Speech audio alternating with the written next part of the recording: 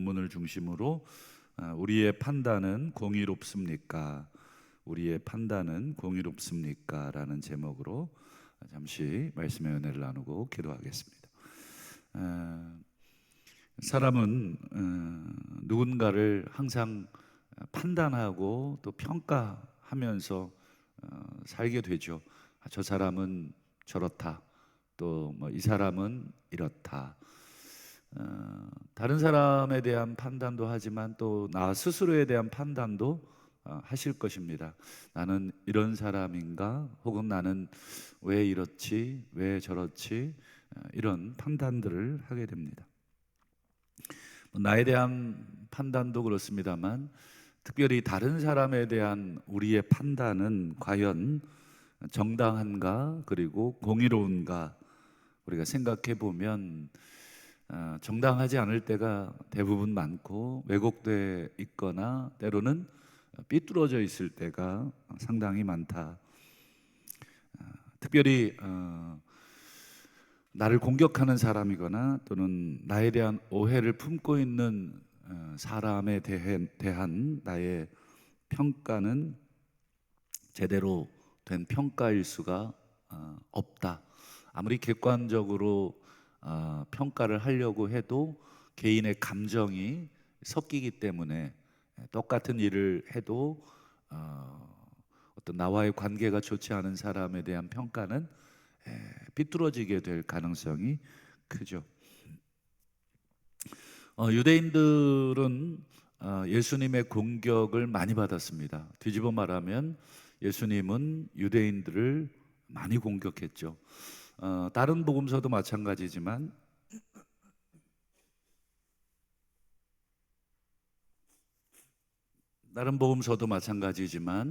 요한복음에 보면 예수님과 유대인들의 이 갈등이 굉장히 더 많이 드러나고 있다, 고조되고 있다 하는 것을 보게 됩니다. 우리가 지금 8장을 보고 있는데 이 굉장히 갈등 관계에 있다는 것을 요한은 의도적으로 많이 드러내고 있습니다.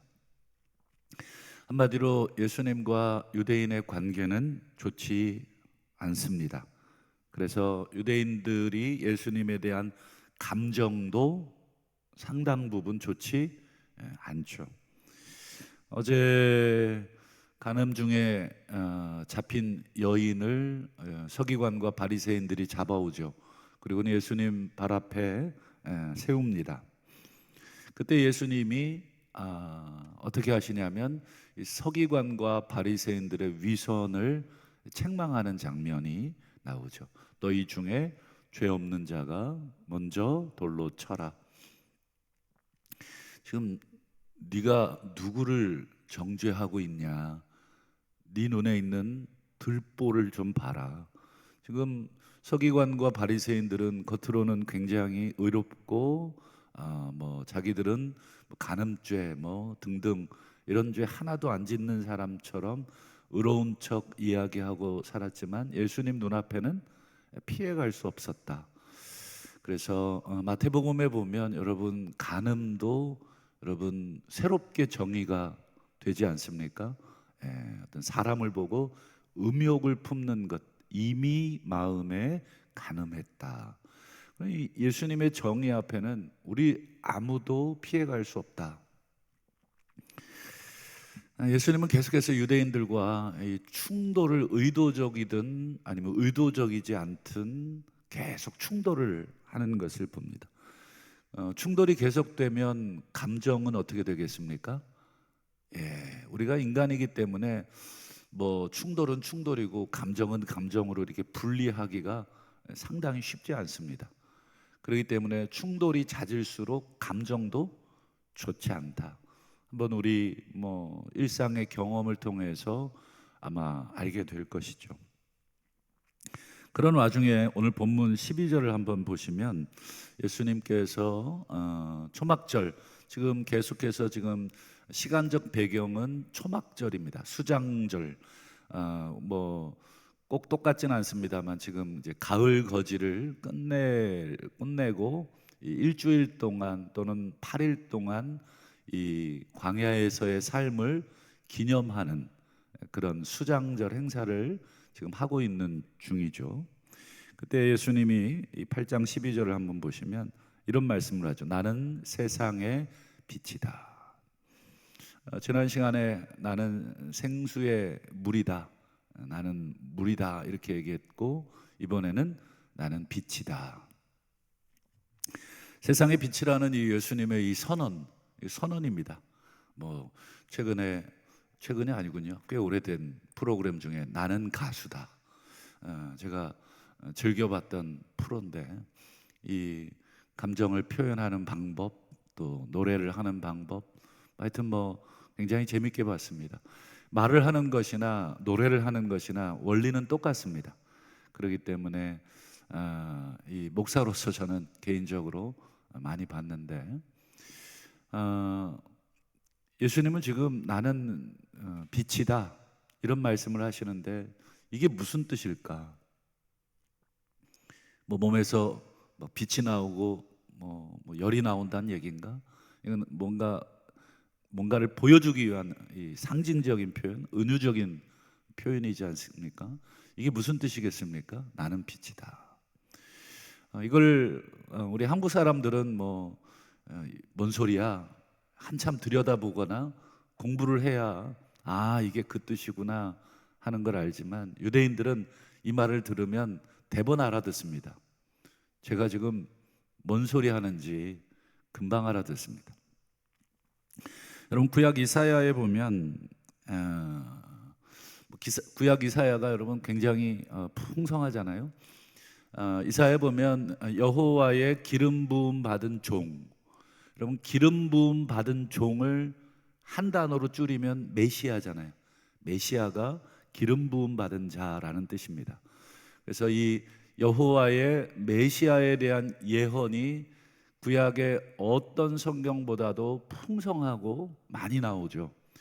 그러면 이사야에 보면 메시아를 어떻게 묘사하는지 여러분들 아마 눈여겨보시거나 또는 관심 있게 보신 분들은 대번 아실 겁니다. 이사야서는 유대인들이 가장 좋아하는 성경 중에 하나입니다. 자신들이 기다리던 메시아, 하나님의 기름 부음 받은 종에 대한 이야기가 제일 많이 나오기 때문에 이사야서는 가장 좋아하는 성경 중에 하나입니다. 이사야에 보면 메시아에 대한 묘사가 계속 반복이 되고 있다. 그런데 그 반복되는데 공통적으로 나오는 게 있어요. 여러분, 성탄절만 되면 우리가 늘 암송하는 이사야의 유명한 말씀, 이사야 유명한 말씀, 한 아기가 우리에게 낳고 한 아들을 우리에게 주셨는데, 여러분 딱 들으니까 아시겠죠? 그게 이사야 9장에 나오는 이 메시아에 대한 예언적 말씀인데, 우리가 한번 2절을 한번 보실까요? 메시아를 어떻게 표현하는지.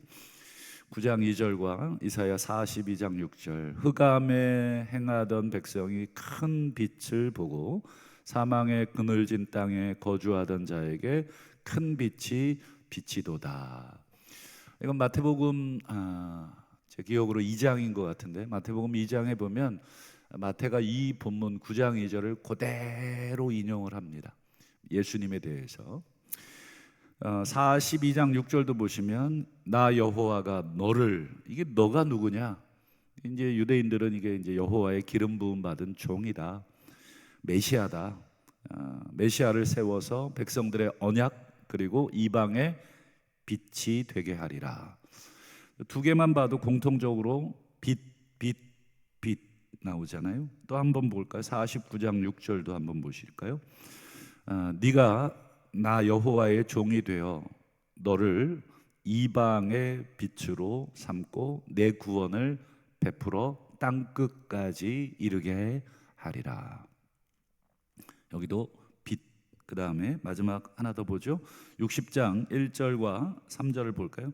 일어나라 빛을 발하라. 이는 너의 빛이 이르렀고 나라들이 너의 빛으로, 왕들은 비치는 너의 광명으로 나오리라.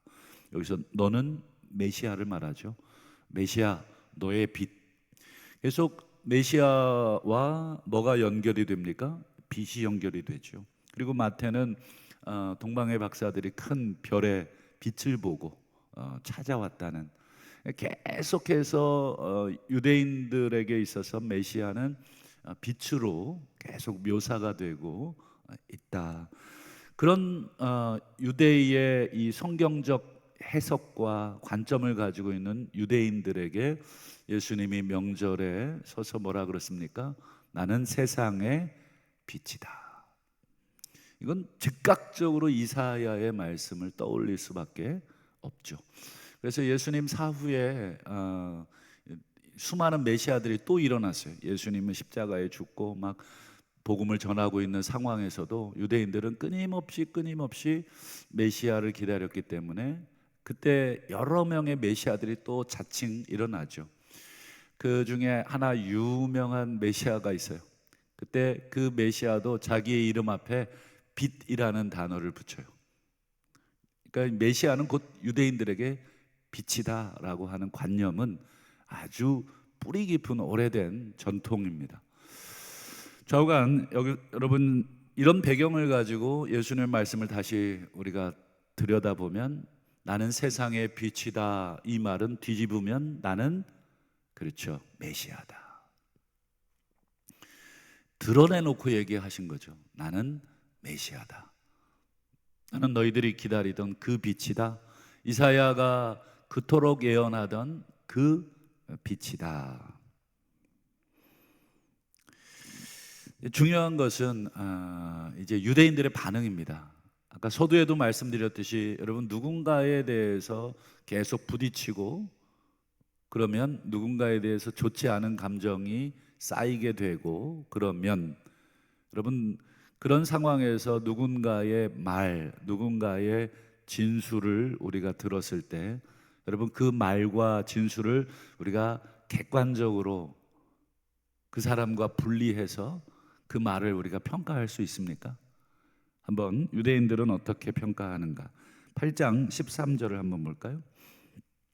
자, 바리새인들이 이르되 네가 너를 위하여 증언하니, 그 다음 보세요. 내 증언은 참되지 아니하도다. 참되지 않다는 것은 거짓말이라는 것을 우회적으로 표현한 것입니다.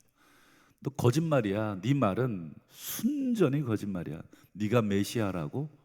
이게 어디서 거짓말이야? 지금 사실은 이런 뜻이죠.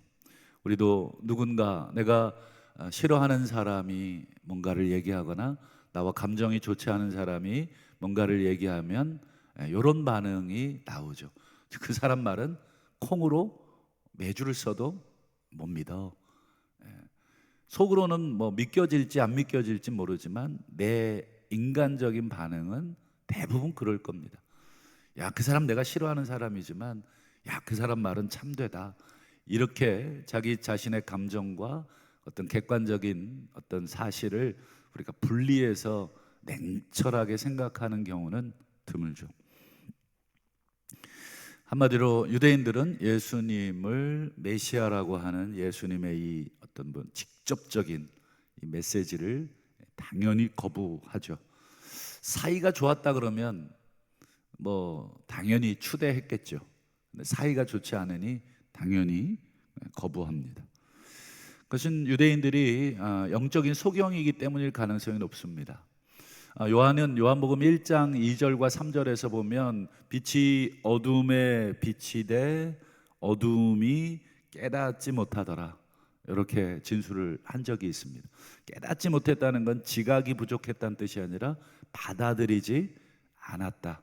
그러면서 여러분, 요한복음 1장 뒷부분에 보면 영접하는 자, 이런 말이 나오죠.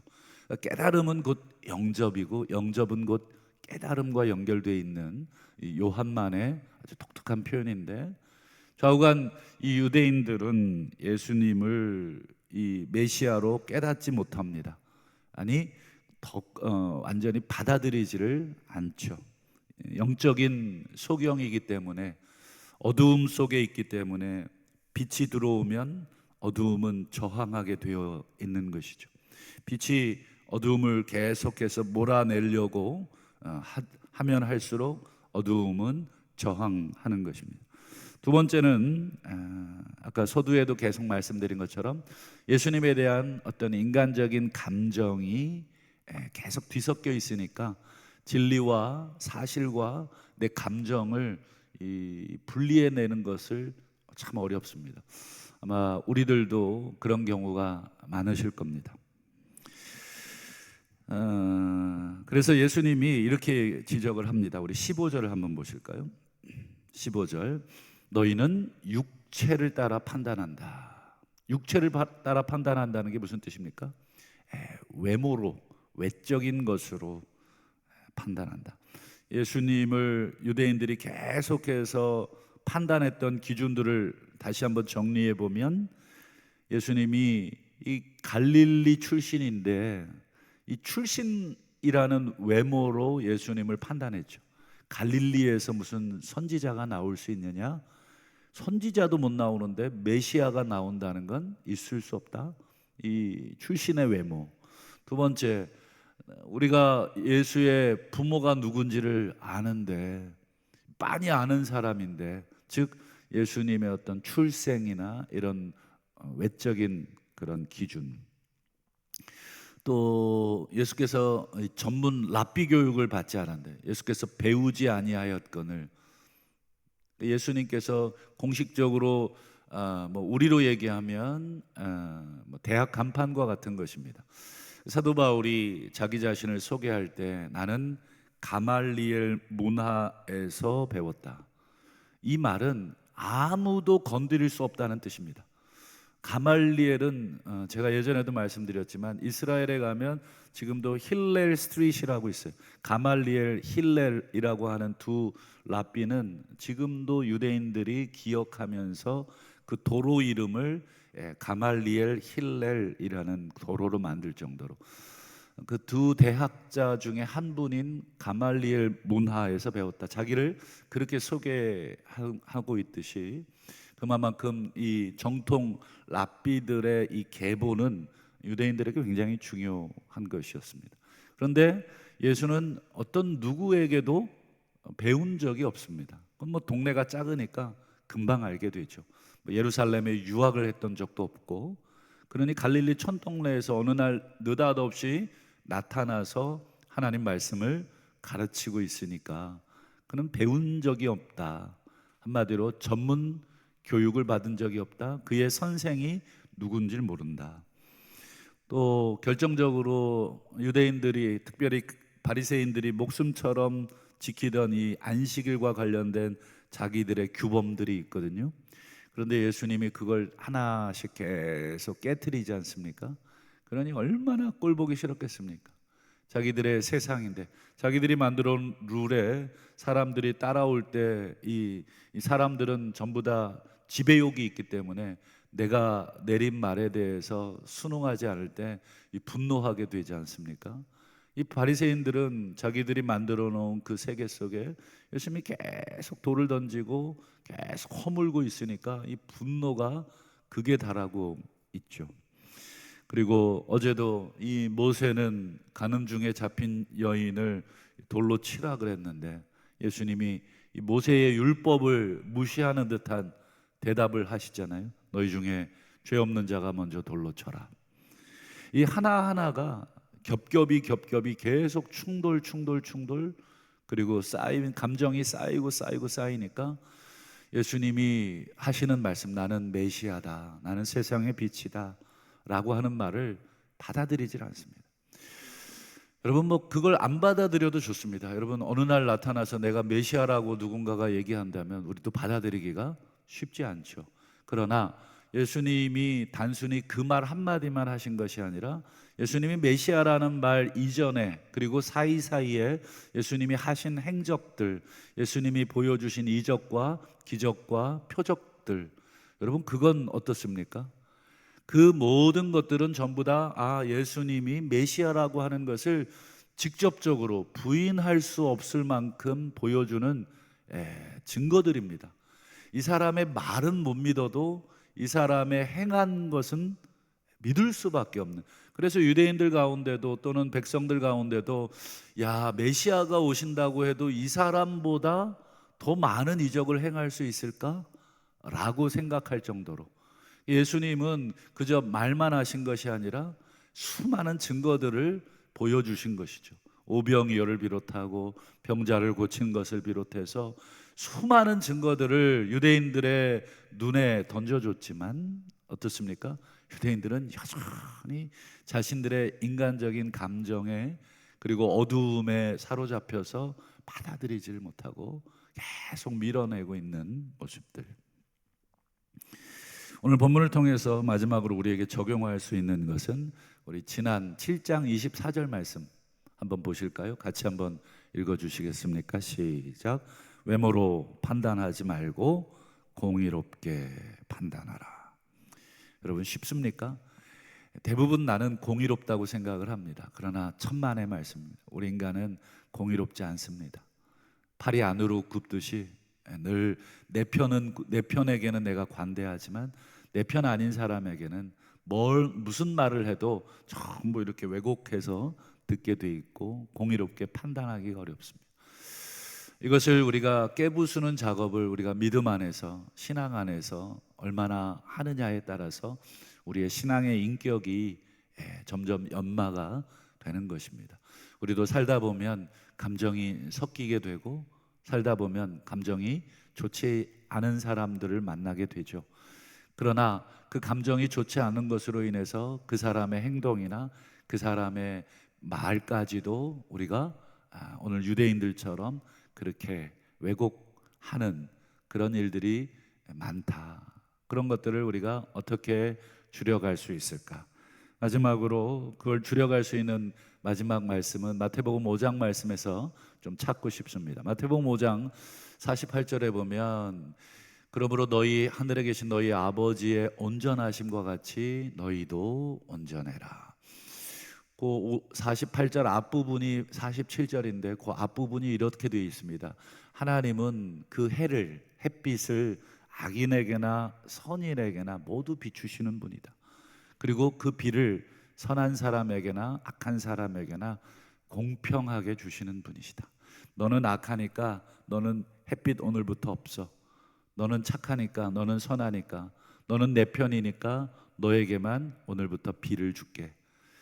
우리 하나님은 그렇게 개인의 감정으로 인생을 다스리지 않으신다. 그러면서 하신 말씀이 48절입니다. 하늘에 계신 너희 아버지의 그 온전하심. 그 온전하심이라는 말은 공의로우심, 정의로우심 이런 뜻이겠죠. 우리도 그렇게 해야 된다. 우리가 신앙생활을 하다 보면 또 살다 보면 참 우리가 공의롭지 않게 누군가를 평가하고 또 누군가를 정죄할 때가 있는데 끊임없이 우리 자신을 들여다보고 다시 한번 우리가 하나님과 같이 깎여 나가고 다시 한번 세워지고 그래서 나중에 나도 모르는 사이에 내 모습 안에서 하나님의 그 모습이 발견된다면 그것은 사람이 몰라주어도 사람이 모를 수는 없겠지만 궁극적으로 우리 하나님께서 그런 우리의 모습들을 알아주신다면 그것으로 충분하리라 생각을 합니다. 바라기는 오늘 하루도 공의롭게 또 정의롭게 온전하게 우리 아버지처럼 그렇게 행하시는 복된 하루 다 되실 수 있기를 주님의 이름으로 축원합니다. 기도하겠습니다.